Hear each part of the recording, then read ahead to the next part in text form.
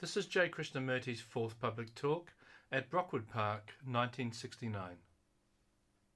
I think we ought to talk about and rather explore freely into this question of meditation. Would you like that? Shall we do that?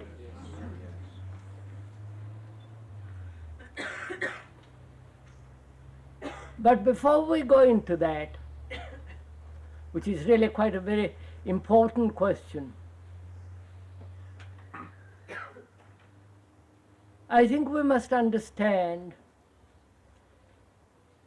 the relationship between the speaker and the audience.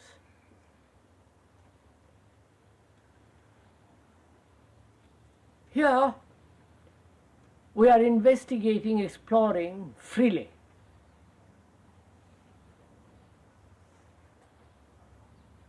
And there is no authority at all whatsoever. The authority of achievement, reputation, or experience. For the man who says he knows really does not know. And to explore into this question, which is very, very serious, demands great deal of thought, inquiry, freedom. One needs, above everything else, the freedom from authority. Not the authority of the policeman, the law, but the authority which one brings about because in oneself one is uncertain, disturbed,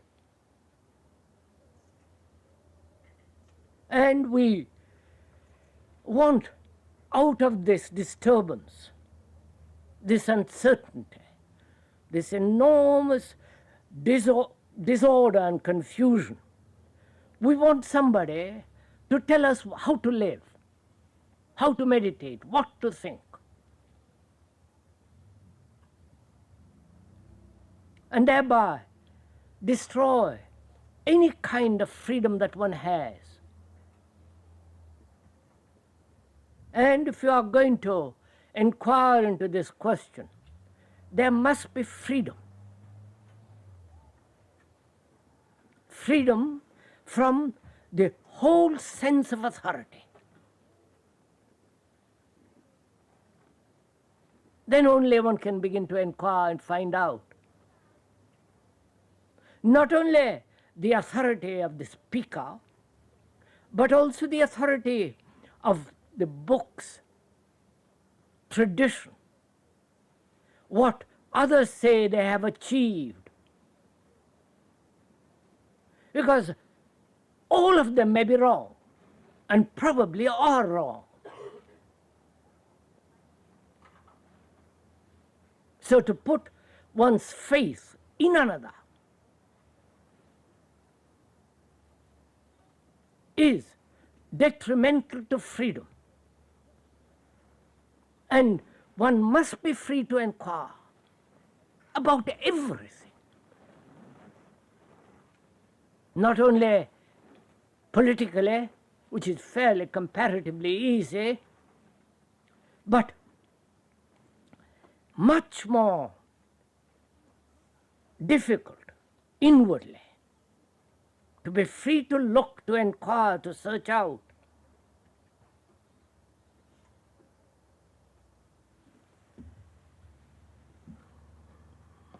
So if that is taken for granted, and I think every intelligent person is more or less at that point, that he no longer accepts any belief, whether they're young or old, intelligent,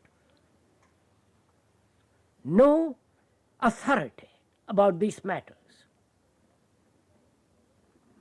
One has to find out for oneself, which doesn't mean you reject others, but you don't accept or deny what others say, but inquire.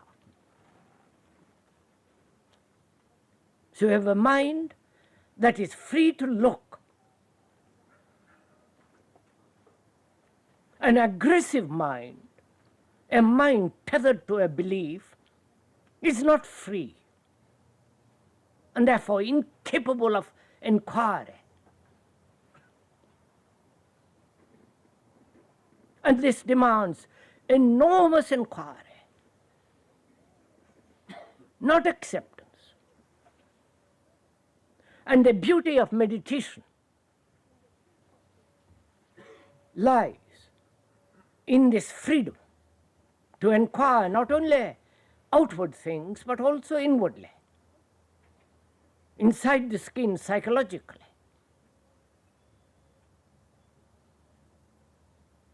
So we begin by not accepting authority whatsoever.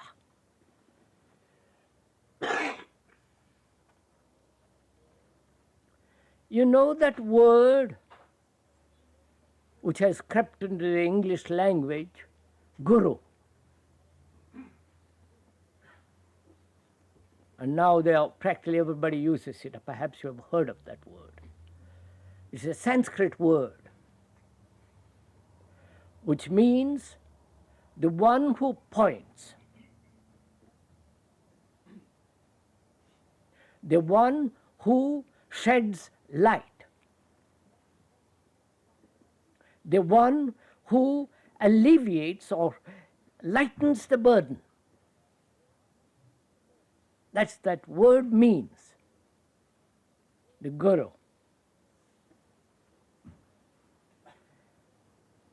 And there are innumerable thousands of gurus all over the world, both brown, black, and white, or pink, who have systems. Systems of meditation. Do these things and you will achieve the most extraordinary experience or extraordinary states. You will have peace. Because most of us, being disturbed, both outwardly and inwardly, with a mind that is everlastingly talking to itself, chattering, burdened with innumerable problems, guilt, anxiety, fear, despair, sorrow. Such a mind wants peace. It says, for God's sake, if I could only have few days or few minutes of absolute quiet peace, then I will arrange my life so properly, so orderly, because I have touched that extraordinary peace that passes beyond all understanding. So they accept systems, methods, without understanding what is implied in the method, in the system. Can we go along there?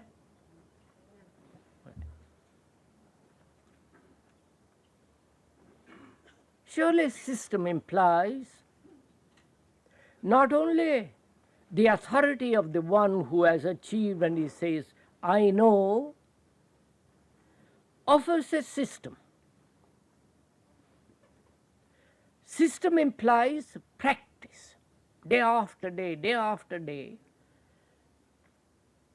with the hope of achieving a particular result which that system offers.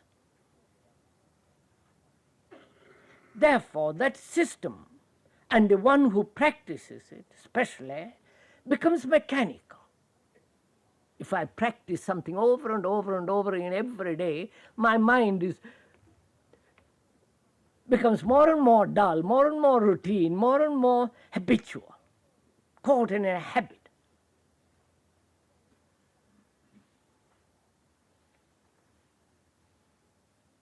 So, one has to reject all systems.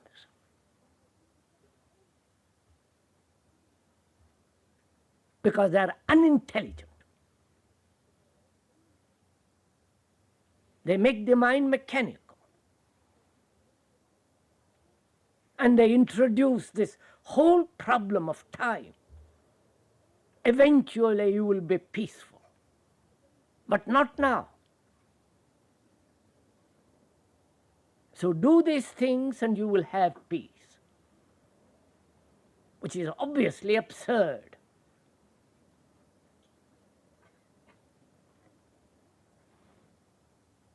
And yet, most of us are caught in this. Somebody comes from the Zen or the Asiatic world with a lot of noise, and for a certain sum of money, initiations and enlightenment. And we are so greedy, so thoughtless, that we'll accept practice in the hope that we shall eventually come upon that which we think is peaceful. And also we say to ourselves that it helps. The system somewhat help. Is that so? Or is it a waste of time altogether?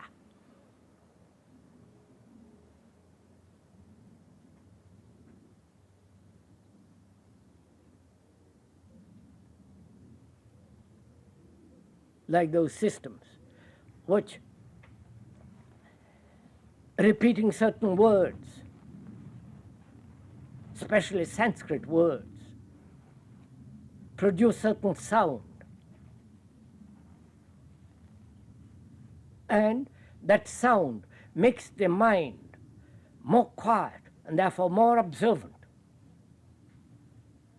not only of outward things but inwardly. I'm sure some of you must have played with all that.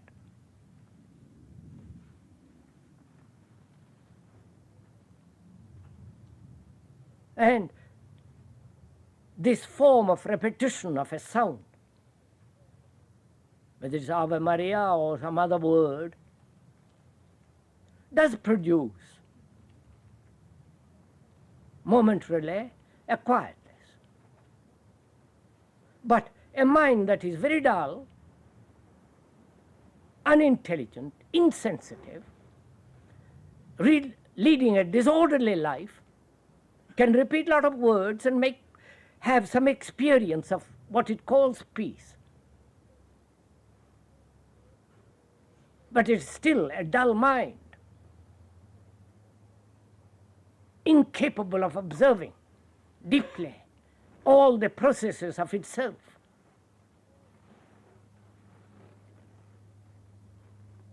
So can we, observing this fact, not opinion. It isn't my opinion against your opinion, or your experience against my experience. But a dull mind, a mind that is not capable of looking at things directly,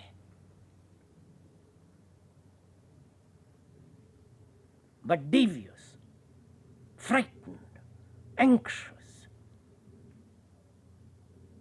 burdened with innumerable problems. How can such a mind basically be peaceful, though it repeat 1,000 words, 1,000 years?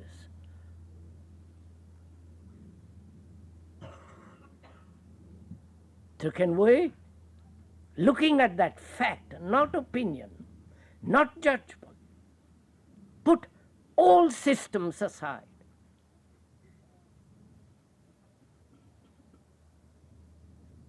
Systems which make one practice habit, the cultivation of habit. And a mind that is caught in habit is not free to observe.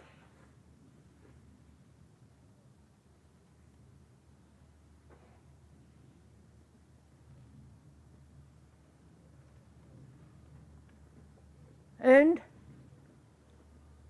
when one sees the truth of that, not an opinion, not evaluation, the fact of it, what it does, actually, though it may temporarily give you some kind of pleasurable peace, which is an escape from the fact of everyday existence, which has to be transformed. Instead of doing that, bringing about a mutation, a transformation, within oneself, it merely offers an easy escape. And of course, a mind that escapes can have all kinds of experiences. But it has no validity.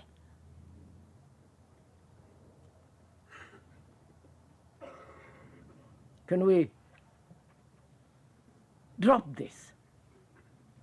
Completely drop it. The idea of following somebody.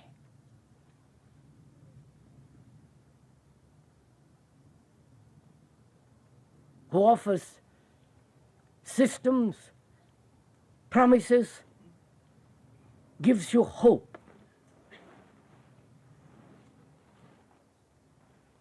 Seems to me that is absolutely necessary for a mind that's capable of meditation.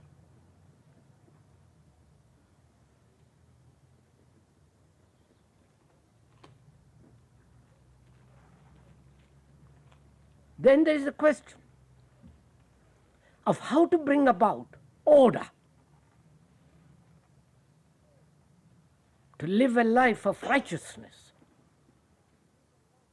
That is the major issue, not meditation only, but to lead a life that is highly intelligent, sensitive, not intellectual, not verbal. A life in which there is no conflict.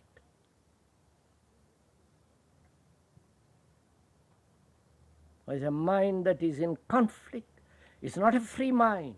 It's incapable of looking at itself, incapable of seeing what is.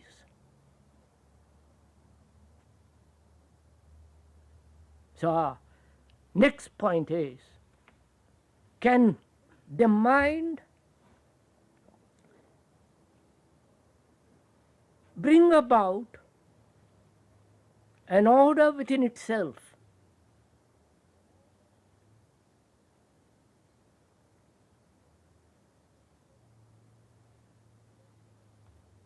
Because without laying the right foundation, you cannot build anything.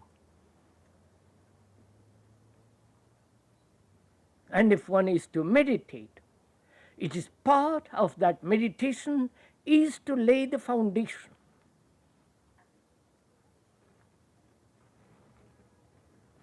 This foundation is the freedom from opinion.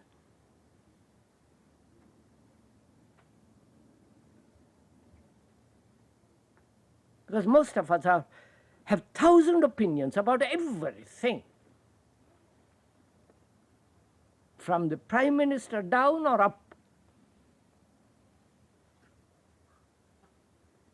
So can the mind be free altogether of opinions, but only remain with what is and nothing else?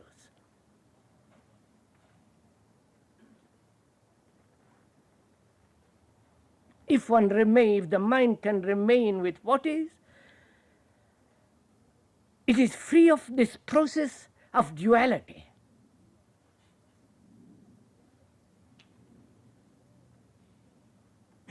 And where there is duality, there is contradiction, and therefore there is conflict.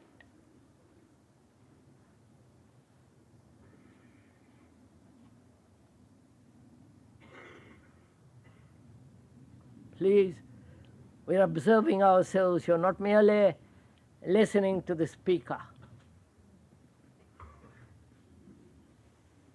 but in the very act of listening, seeing the truth or the falseness of what is being said.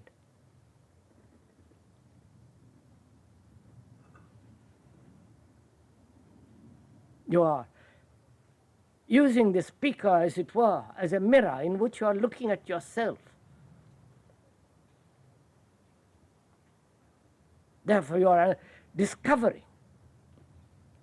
that there can be no perception without distortion as long as there is conflict of any kind in relationship.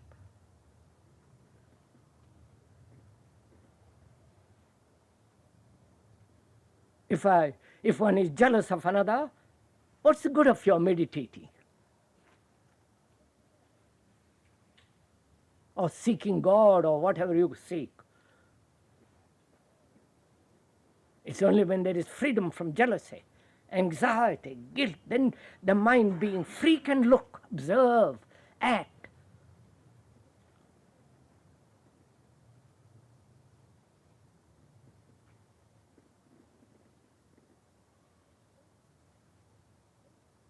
So, no system, and therefore no authority, no following another. Then the ending of all conflict within oneself.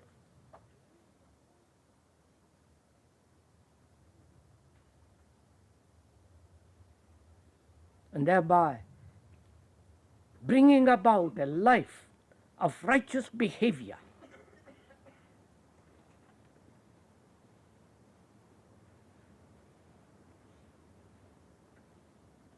And this is part of meditation also.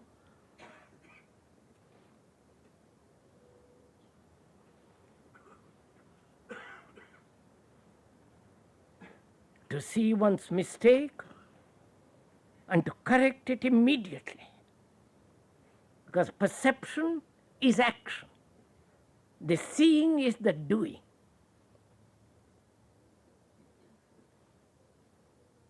So that the mind is not carrying over the insults, the flattery, the anxiety, the hurts. So that it's free from moment to moment all the time.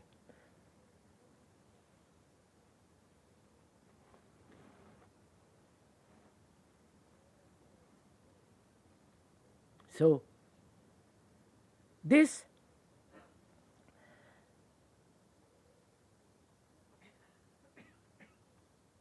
discovery of oneself in relationship, and it is only in relationship with each other one begins to discover oneself, what one actually is.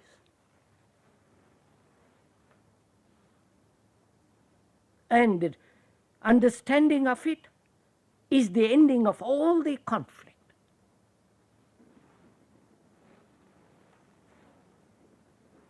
A mind that is in conflict obviously is a distorted mind.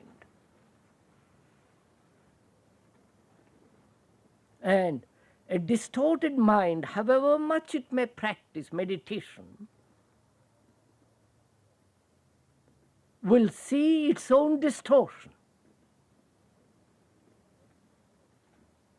not something totally new.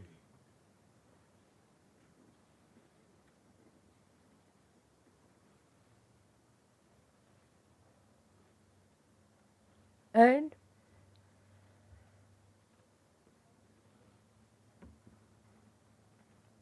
then there's the question, how to observe.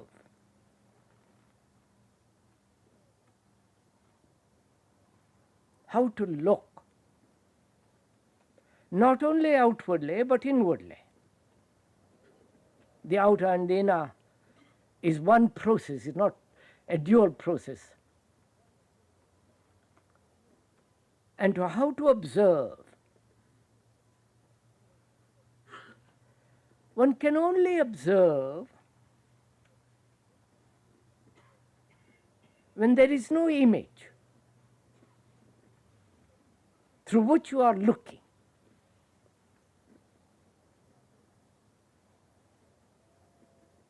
right? If I have an image about you, I am not looking at you. I am looking through the image, or the image is looking at you. That's fairly simple, isn't it?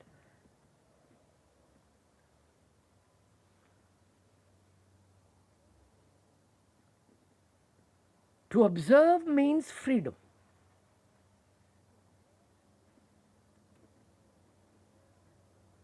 Without prejudice, without belief, without any form of distortion. And there is distortion when there is a belief to which the mind is tethered. There is no freedom to observe.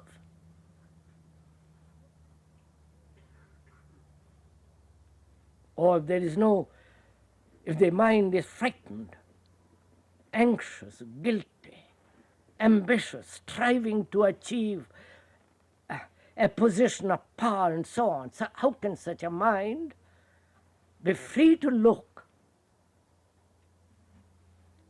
So it's very important, it seems to me, to find out what it means to observe, to see.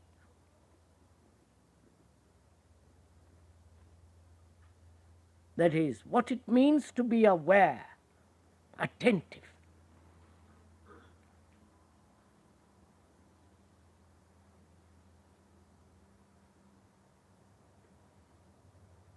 Attention is not concentration.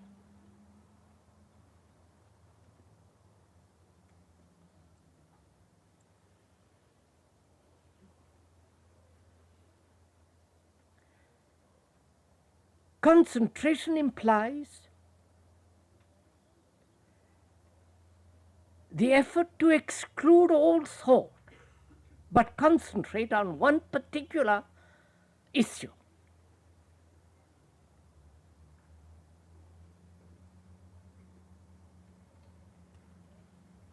And we think it's part of meditation is to learn to concentrate.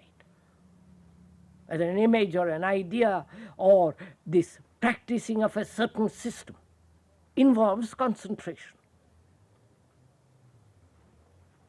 And therefore, where there is concentration, there is exclusion, resistance. Where there is resistance, there is conflict and the way of duality. I think that's fairly clear, isn't it? We talked about it the other day.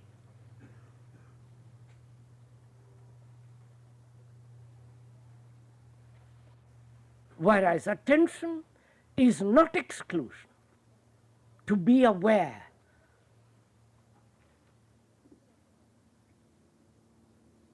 And this awareness is distorted when there is the observation of prejudice. When the prejudice observes a conclusion, when you have a certain conditioning as a Christian, as a believer in certain form of religious dogmas, tradition, which may be the conditioning of a particular Christian or a Hindu or a Buddhist and so on. When the mind is conditioned, it is incapable of observation.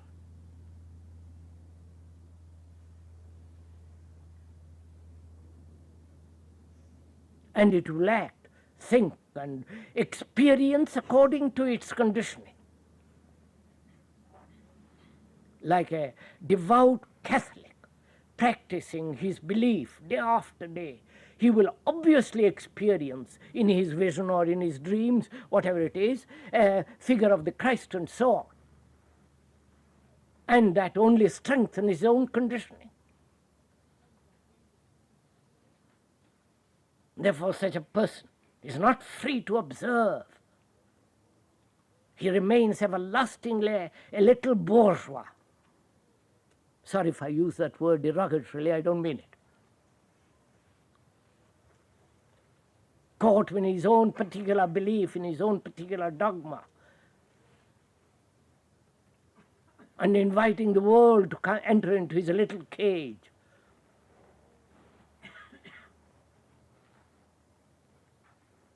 So this is part of meditation, to understand the difference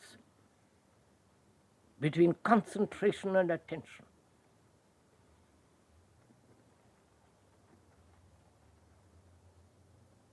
Concentration demands effort.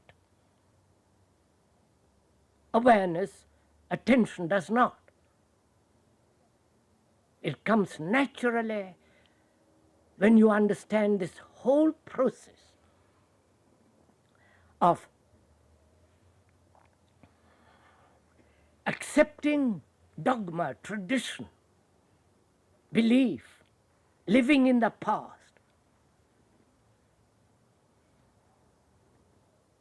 Therefore, attention is a state of mind in which there is no effort but complete, and the mind is completely attentive. When you give your whole body, mind, heart and thought, everything you have to observe, to listen.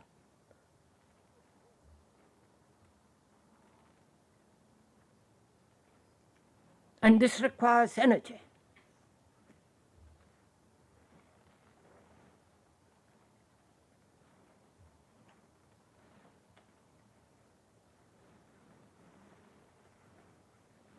I do not know if you have ever noticed that to listen to somebody very carefully, without your prejudice, your like and dislike interfering, when you are really attentively listening to somebody, you're in that state, you are attentive.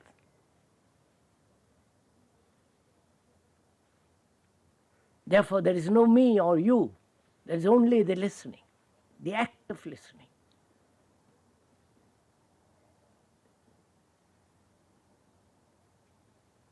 And that, if you have done it, requires energy. If you are listening very attentively now to what is being said, therefore learning,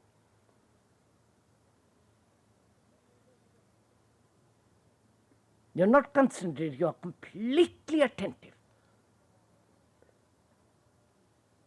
Therefore, there is no division between the speaker and the one who listens. And in this, there's involved a great deal more.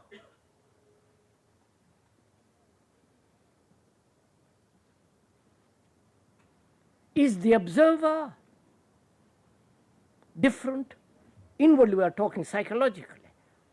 Is the observer different than the thing he observes?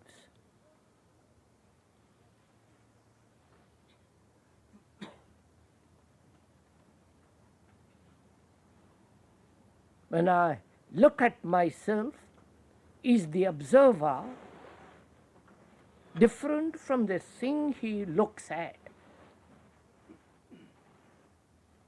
If he is different, then there is a division between the thing observed, the experienced, and the experiencer, and the observer. And this difference brings about conflict, and therefore distortion. So one must be very clear and directly find out for oneself whether the observer is the observed or not.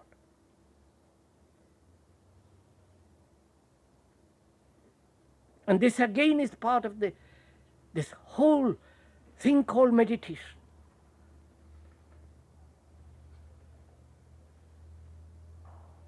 And when one goes into it very deeply, you will see that the observer is the observed.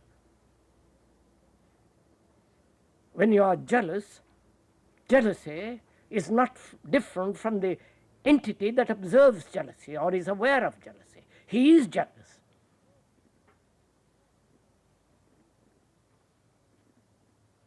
He is the reaction which is called jealousy.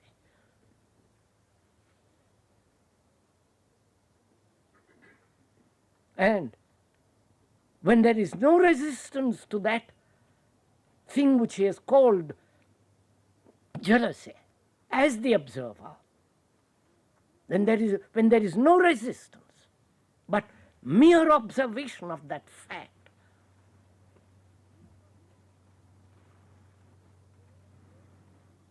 then you will see that the word is not the thing, and therefore jealousy, which is not only awakened through the word, through memory, and thereby brings about the observer as different from the observed, and the understanding of all that frees the mind from jealousy.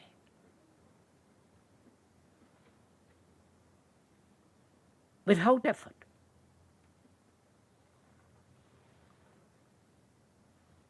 And it's part of meditation, and I hope you're doing it as we are talking. If you don't do it now, you'll never do it. It isn't the thing that you go home and think about.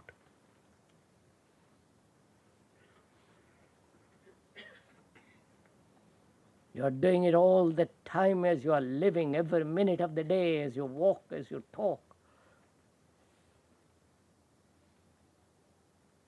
And that's the beauty of meditation, so that the mind becomes acutely aware of itself and therefore highly sensitive and intelligent and deeply honest, so that there is no distortion, no illusion.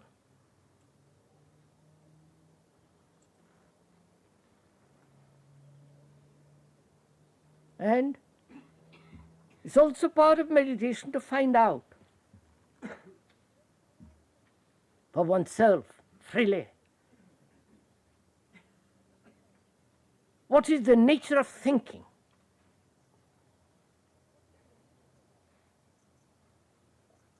What is the beginning of thought? And whether the mind can be completely still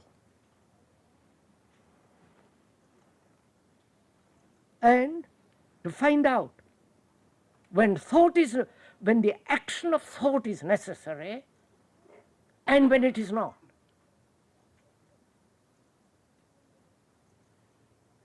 Thought being the reaction of knowledge, memory, experience, which is the past.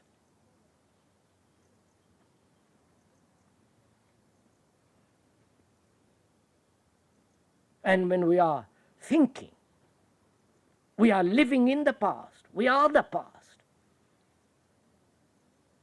Though thought may project the future or assert only the present matters, it is still thought in operation. And thought is the past. And for most of us, thought is so enormously important because we are living in the past. We are the past. And all our activities stem from the past.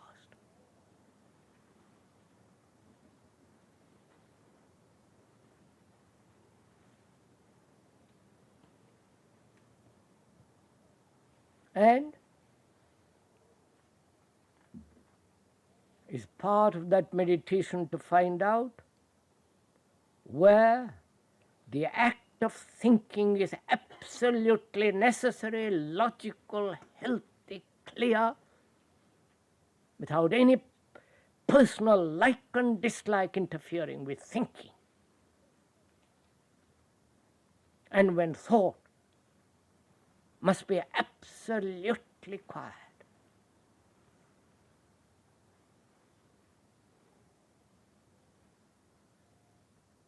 If you have not done all this,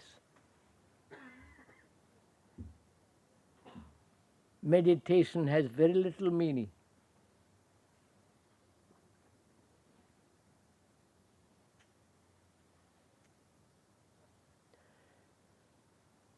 And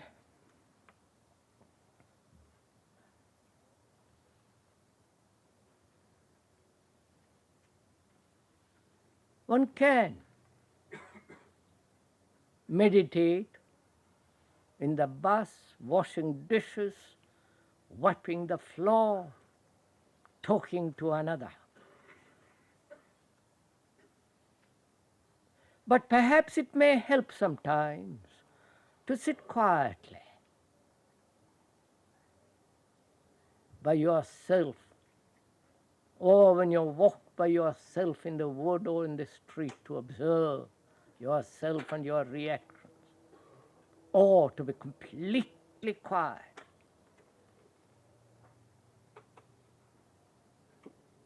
You know, the whole idea of sitting in a certain posture, as they advocate it out of the East, is very simple. It is to sit straight so that the blood goes to your head properly. But if you slop over, doubled up, naturally it's much more difficult for the blood to go to the head.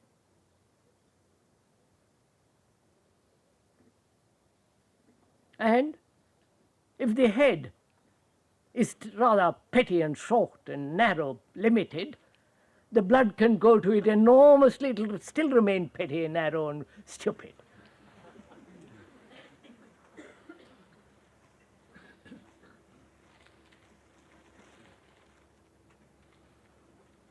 And one should, if one is really serious about meditation, not only observe this whole thing that has been said this morning, but also to see if the body can remain completely quiet.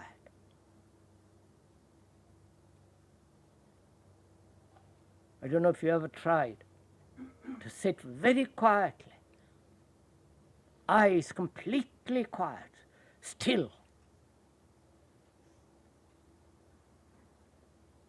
And you're breathing regular.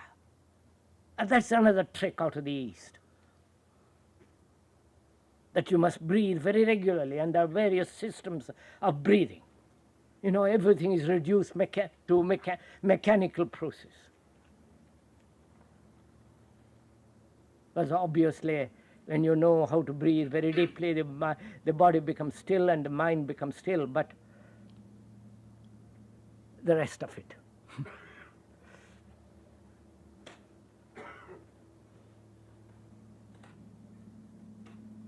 So all this is part of meditation. The learning of all this in oneself. Then here comes the most difficult part of communication. To communicate, one must use words. And also there is communication which is non-verbal. But that the non-verbal state of understanding between ourselves, between you and the speaker, requires that you also have been through all this. Otherwise you cannot possibly communicate. It's like leading somebody to the door. The rest of the process you'll have to do yourself.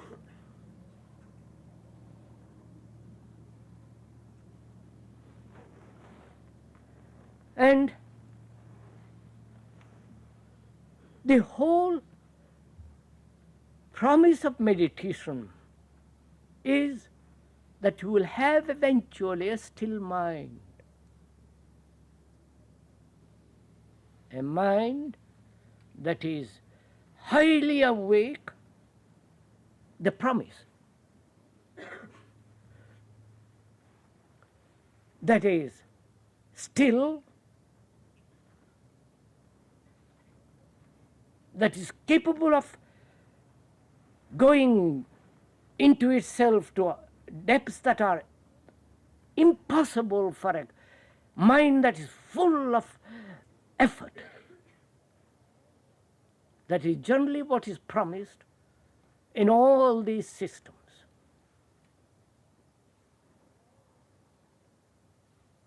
But when one discards all these systems, one sees the importance of having a very quiet mind, not a dull mind, not a mechanical mind, but a mind that's very quiet, very still, observing.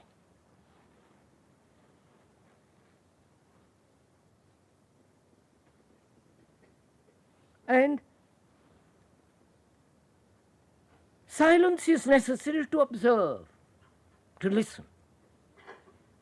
And if I am talking to myself all the time, offering opinions, judgments, evaluations, aggressive attitude because I have certain beliefs, I am not listening to you. I can only listen to you when the mind is completely quiet, listening. Not resisting, agreeing or disagreeing, but actually listening with one's whole being. For that there must be silence to listen. If you would see the beauty of a cloud or a tree, you must look at it completely quietly.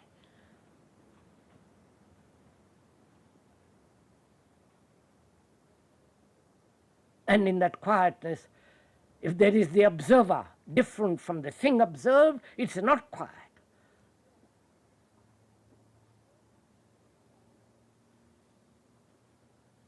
So, they say, take drugs in order to induce the mind chemically to observe so fantastically, so intensely, so intimately, that the space between the observer and the thing observed disappears.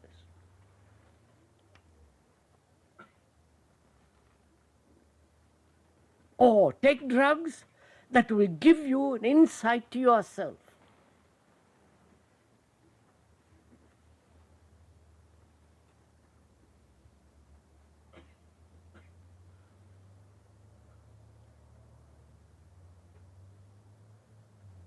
After all, a frightened mind taking a drug for the moment might free it from the fear.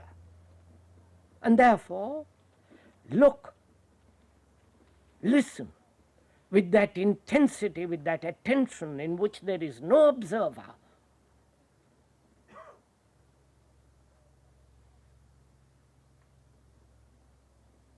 But that mind is still frightened after it is gone over, has taken the trip or whatever they do. There's still fear.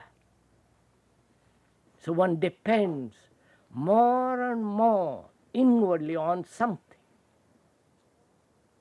Drug, master, a guru, a belief, and therefore more and more dependence and more resistance and fear.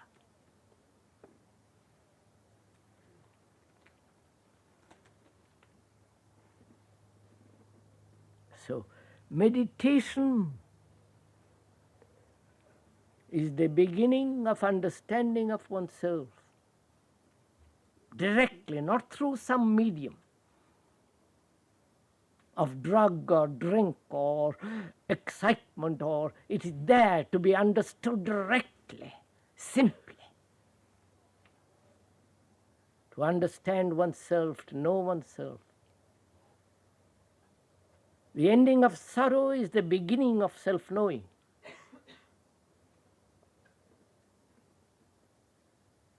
And as most of us are burdened with great many sorrows,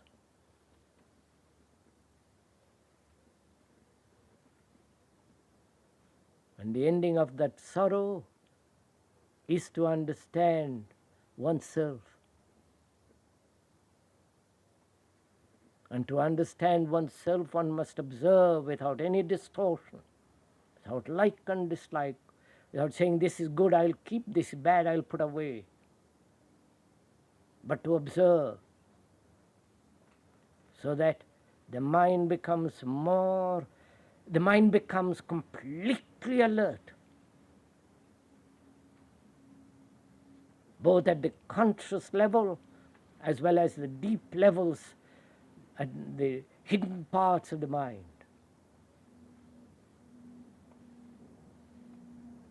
All this, of course, involves much more, really.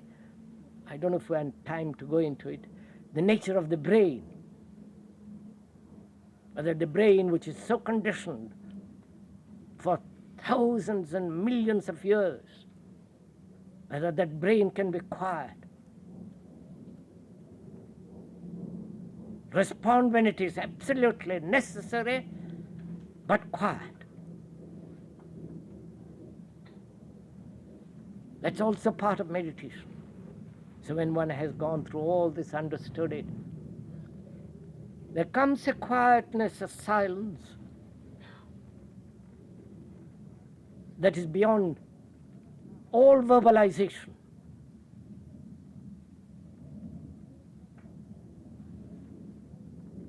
And it is necessary for the mind, if it would understand something beyond itself, beyond the projection of thought and time and bondage,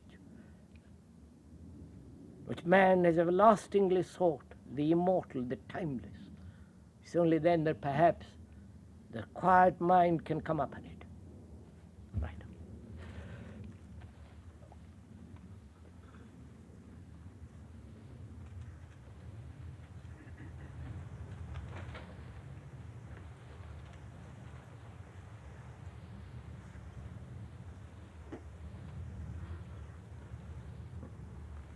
You want to ask any questions about this or about anything else?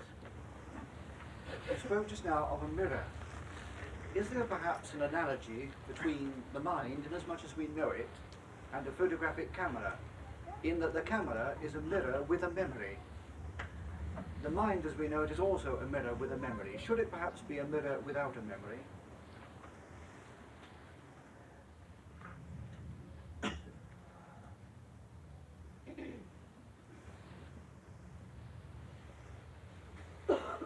Sir, to observe, to listen, not only a memory is necessary, but also there must be freedom from the known, from the memory.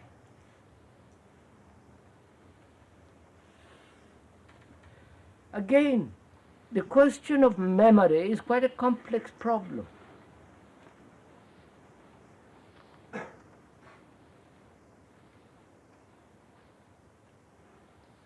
Where is memory to function completely, logically, sanely, and where the memory must be completely quiet, to look, listen. One has to learn about this,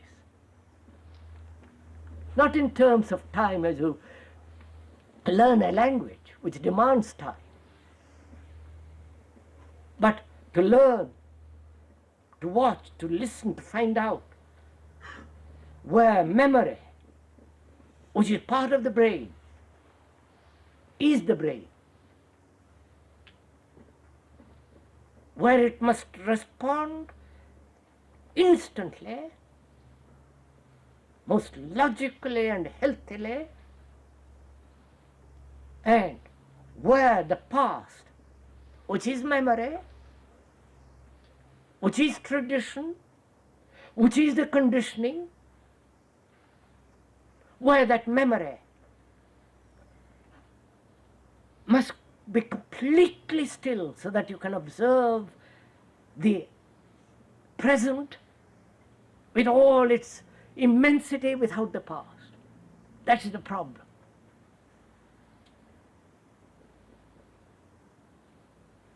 Can I look at myself as though I was looking at myself for the first time? Can I look at my wife, or the tree, or the husband, or the running waters as though I was looking with eyes that have never seen them before? This is not a romantic statement, a romantic question. Because if I look with all the memories, the images, the hurts, the fears, the pleasures, the hopes, then I am incapable of looking with eyes that are fresh, young, and innocent.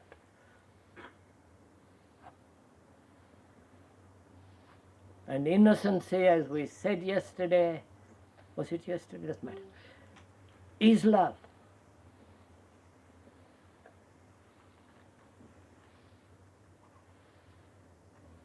And memory is not love.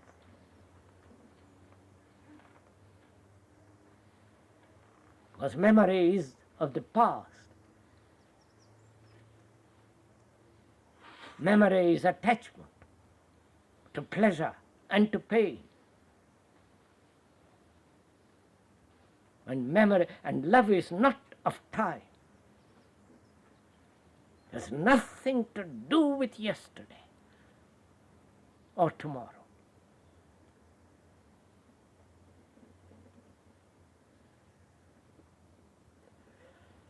Observation often brings thought into action. That is the difficulty. What is that, madam? Observation itself brings thought into action, I find. Did you, if I may ask, did you listen to what was said previously before you asked the question? Yes.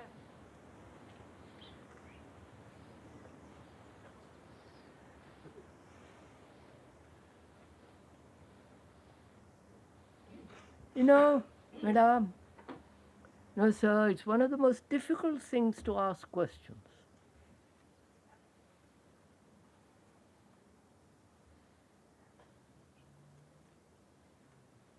We must ask questions, innumerable, always questioning. But also, we must know when not to question but listen. It's like one must have doubt, skepticism, but also to tether that skepticism, doubt, when necessary.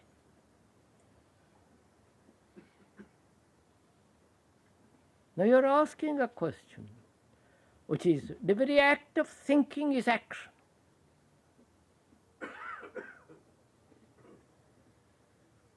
So that brings the question, what is action? Do you want to go into all this? Or are you tired after all this morning?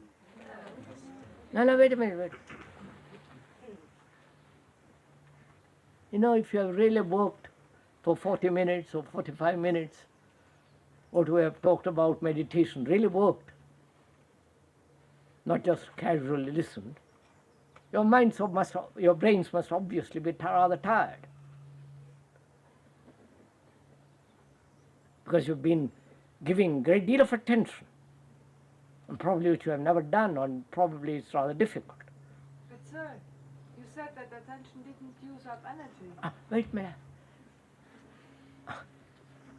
Did I say attention doesn't use up energy? I did? Yes. Wait. Go slowly.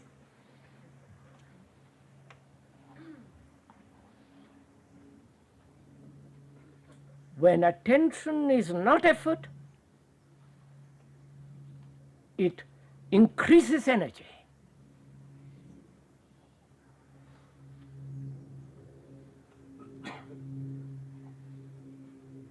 And if you have listened attentively, you have abundance of energy now. And therefore you're not tired. Is that so?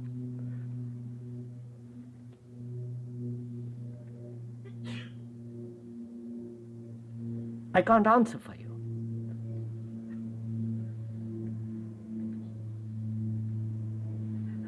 Which means his one's life, not now, just for an hour, is one's life, the life one leads every day, with all the conflicts, is there in that no effort at all, therefore completely attentive.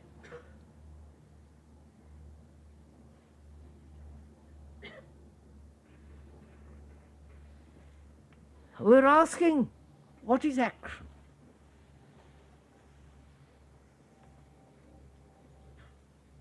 The doing. Not having done or what you will do. The active present. Action means the active present. Please do semantic a little bit. Go into it. Action means the doing now, not having done or what you will do.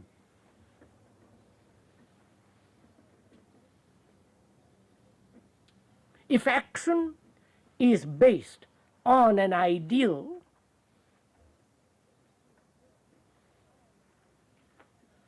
or on a hope, or on a belief,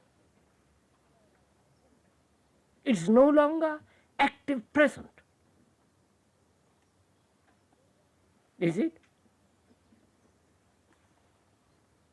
I believe in something and I am acting according to that belief or to that principle or to that conclusion. Therefore, there is a division between the act and what should that act be. Therefore, that action is not action.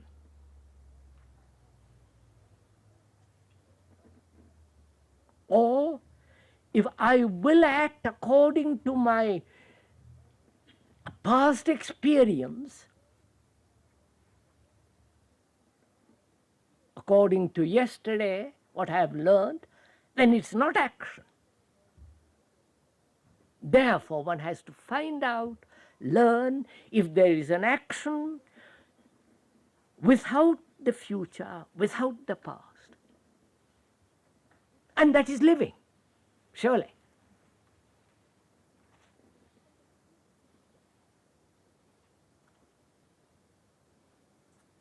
If I love my wife or my husband or my neighbor according to a conclusion which has been my conditioning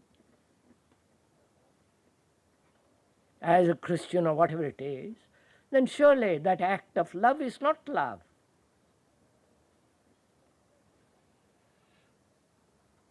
So to find out what action is, the active present,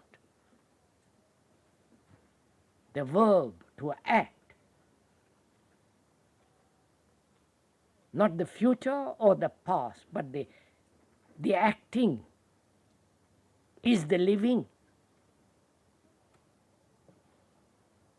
And if that living is based on past memories, then I am living in the past. And if that living is conditioned by the future because of a formula or a conclusion or an ideal,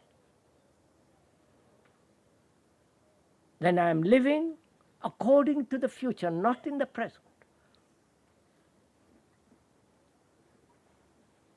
Therefore, can the mind, including the brain, can the mind live in the present, which is to act.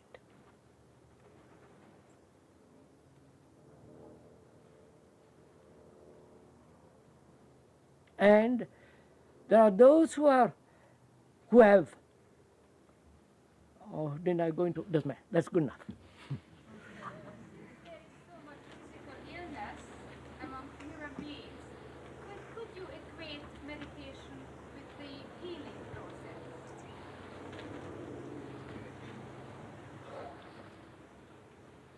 Have I understood the question rightly? Please correct me if I have not heard it correctly.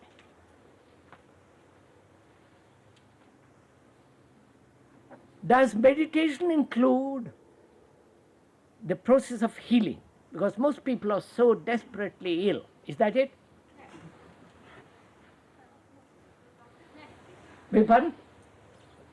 I am thinking of people who are suffering with physical illnesses. Can meditation bring about Yes. a healing? For those who are physically suffering, can meditation bring about a healing process, right?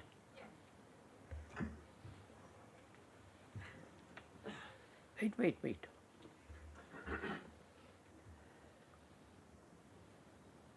Most of us have had pain of some kind or another, intense, superficial, or pain that cannot be cured.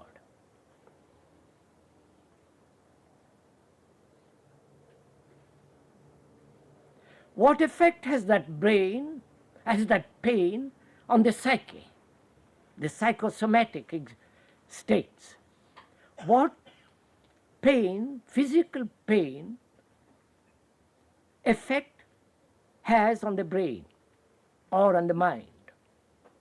Can the mind meditate, disassociating itself from pain? You are following all this? Can the mind look at the physical pain, not identifying itself with that pain, and observe?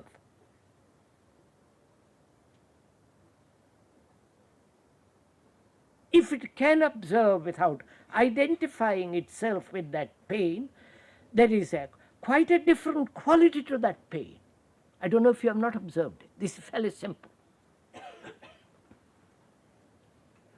If one has a toothache, tummy ache, you can somewhat disassociate yourself and observe it.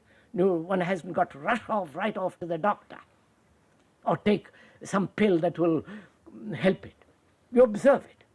There is a disassociation, a detachment, and a feeling of looking at it as though you're outside of it. Surely this helps the pain, doesn't it? The more you get attached to the pain, the more intense it is. So that may help to bring about this healing.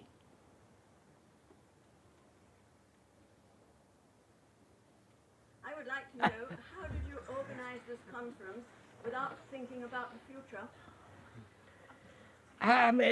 We're going to that minute, madam. Let me finish this question.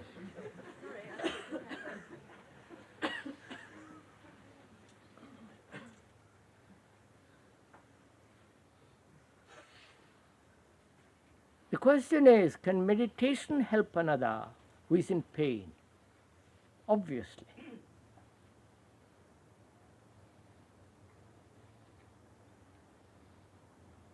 And also, you know, I have time to go into that, doesn't matter.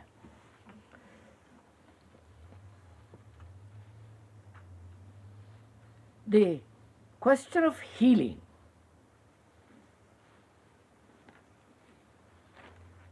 is also important. Healing can only take place when there is no me. The me, the ego, the self-centered activity. Some people have a gift for it. Others come upon it because there is no me, the ego functioning. The other question is, if you didn't think about the future, how could you have possibly organized this meeting and this tent business?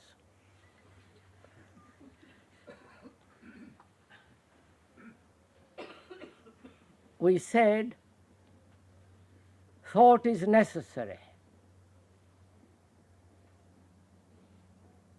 We have to think about tomorrow, what we are going to do, how we are going to organize these meetings and the tent and all that. We have to think about the future. You are thinking about the future when you have got to go home. When you are thinking of your home, you are thinking about the future. You must. Otherwise you will be in a state of amnesia. Then you can't possibly live that way. We have to think sanely, organize, wisely for the future. But we are saying, when action is wholly conditioned by the past, or by the future, there is conflict comes out of that action. If some of us say this, we must organize for these meetings, for the school and so on, we use our thought very carefully, wisely, not bring in our personal idiosyncrasies and characteristics and all the rest of that nonsense, but observe, help to bring it about. But if I stick to my opinion that should be this way or that way, then there is no cooperation. And it is part of cooperation is only possible when there is no personal evaluation, personal idiosyncrasies interfering with the act.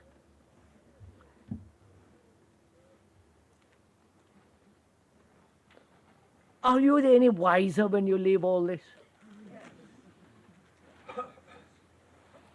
Huh?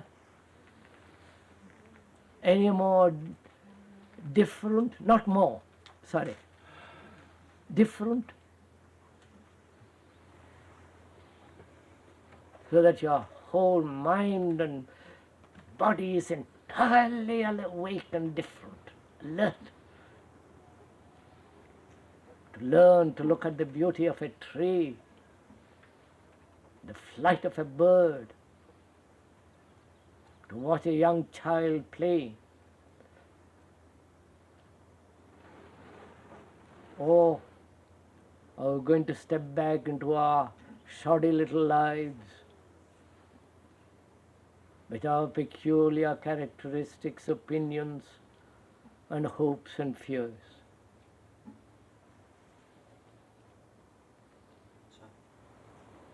May I ask, are we only the result of our past, or can we be affected in some way by our future? Are we only the result of the past, or can we be affected by the future? Aren't we the result of the past?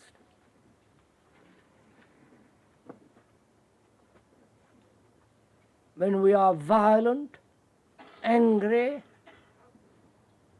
aren't we the result of the past? Because that anger, that violence is part of the animal which is in us. We have evolved from the apes, higher species of apes. We have got that violence in us. Aren't we the result of the past? Aren't you the result of yesterday?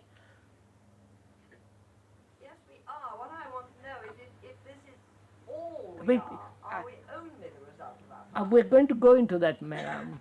Have some patience. We are the result of the past.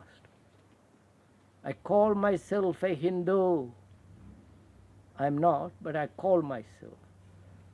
And that has conditioned me. The climate, the food, the belief, the temples, the scriptures, the everlasting tradition.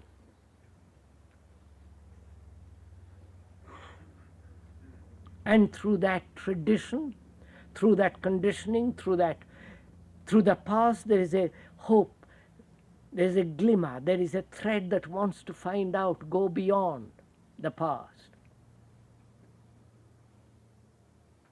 And the past projects the tomorrow, the future. Doesn't it? Doesn't the past create the future? No. No? Yes.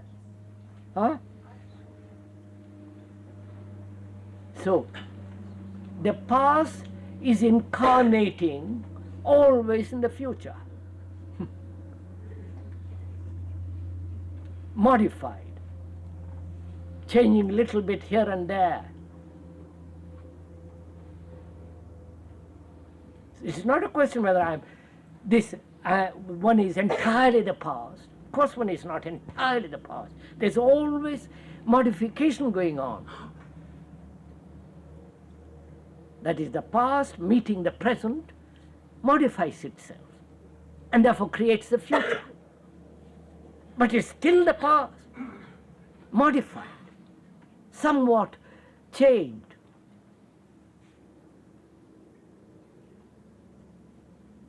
And that's the whole cycle of reincarnation. The past everlastingly be born tomorrow.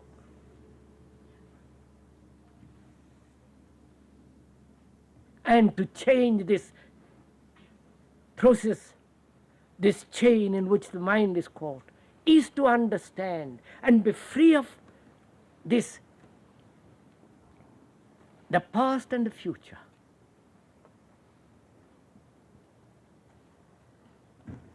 Therefore, which is to understand one's own conditioning, the conditioning in which one is born,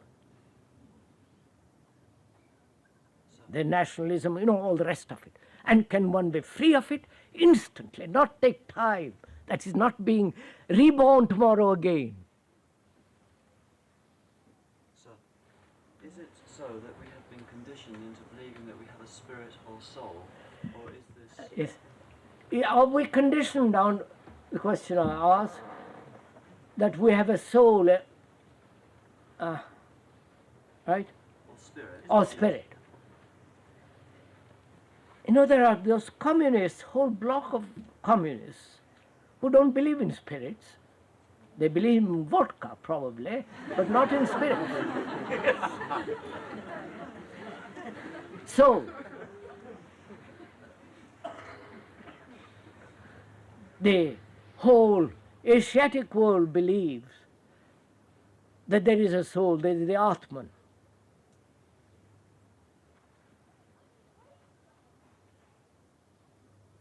You can be conditioned to believe anything.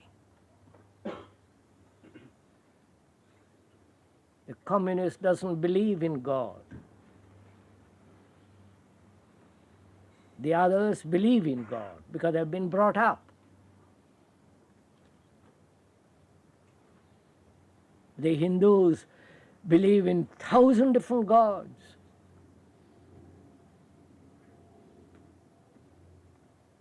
Again, conditioned by their own fears, by their own demands, by their own urges. Can one become aware of these conditionings? Not only superficial conditioning, but also deeply, and be free of them. If not, if one is not free, one is a slave. One is always living in this rat race. And that we call living. Excuse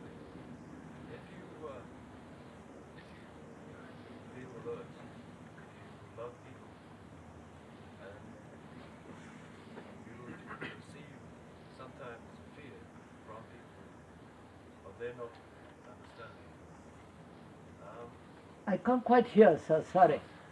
If you are alert, if you feel aware of things, if you have love for people, you know, not just the love of things, but just what I understand, sir.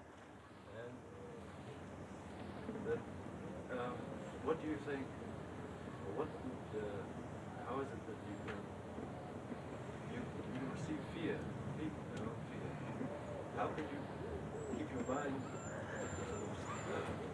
concentrating on the point, stay, so you're not affected? I haven't heard the rest of the question. Could somebody who has How heard do it? you avoid being affected by other people's fear when they react to you, when you have no fear towards them? When you have no fear towards them and other people are afraid, how is it possible not to be affected by Yes, it? to keep your mind still and not be affected by that fear. Not to be affected by others' fear, but keep your own mind quiet. Is that it? Yes. How can I keep my mind quiet when you are afraid, you who are with whom I am living or come into contact with? Huh? If I am not afraid, will you affect me?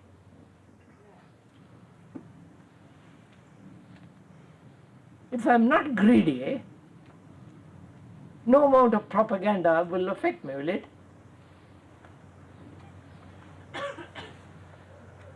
If I am not nationalistic, all the waving of flags has no meaning.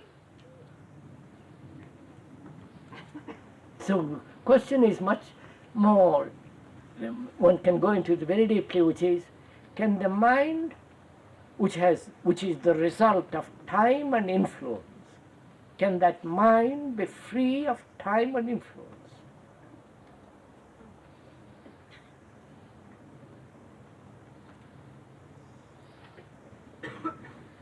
Can I look at the newspaper and not be influenced at all?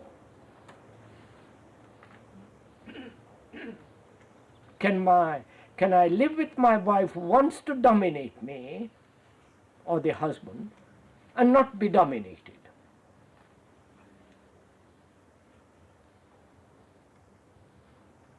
Can education be not a process of influence at all, but actually a freeing process from all influence, so that the mind can think clearly, unconfused? But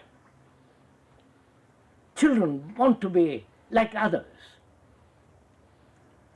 The whole youth movement of Hitler, Mussolini, and all the rest of those people is this: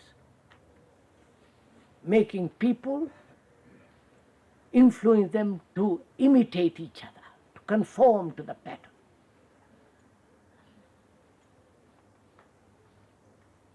Can one live a life deeply? Of course, I'm influenced superficially. That's a very small affair. But deeply, can the mind, can one live without really being influenced at all? And that can only take place when you see things very clearly.